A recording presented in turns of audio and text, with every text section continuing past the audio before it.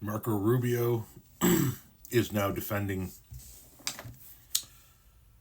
snatching people up off the street who are in this country illegally because they didn't like what they had to say on social media. Marco Rubio doesn't give a fuck about your free speech. He only gives a fuck about making sure that he gets to maintain his position. So he's going to suck on Donald Trump's ass as long as he needs to, and push the things Donald Trump wants to push, which is it is okay to snatch people off the streets who are here legally because you don't like what they have to say. Freedom of speech, perhaps the most American of all our rights. There's a reason it's listed first in the amendments to the Constitution. It is one reason why people leave countries where saying the wrong thing might get you snatched off the street by secret police to come live, work, and be educated here. People like Ramesa Ozturk, a Tufts University doctoral student and Fulbright scholar who's here on a student visa from Turkey. Last night, we showed you the horrifying video of Ozturk being basically abducted by plainclothes law enforcement in unmarked cars and masks hiding their faces.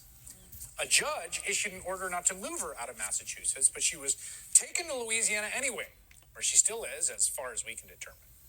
The judge, who had given the government until Friday to respond to Ozturk's lawyers, has now ordered them to respond today. In the meantime, we already got a dismissive yet telling preview of the government's case. We revoked her visa. It's an F1 visa, I believe. We revoked it, and here's why. If you apply for a visa to enter the United States and be a student, and you tell us that the reason why you're coming to the United States is not just because you want to write op-eds, but because you want to participate in movements that are involved in doing things like vandalizing universities, harassing students, taking over buildings, creating a ruckus, we're not going to give you a visa.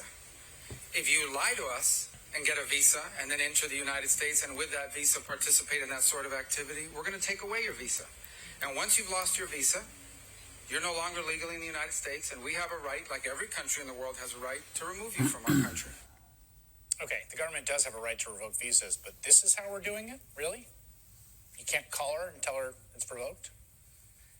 There are hundreds of thousands of students who come to this country every year on visas just like Ramesa Ozturk. Elon Musk was one of them.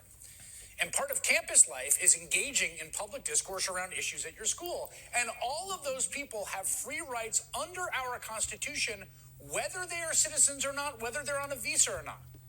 I am reminded of an interview with the late conservative Supreme Court Justice Antonin Scalia. To whom does the First Amendment apply? Do undocumented immigrants have the 5 freedoms?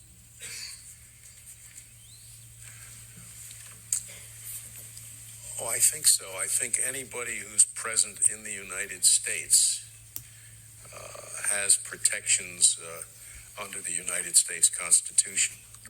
Anybody who's present. If you chill the free speech for non-citizens, it chills it for everyone.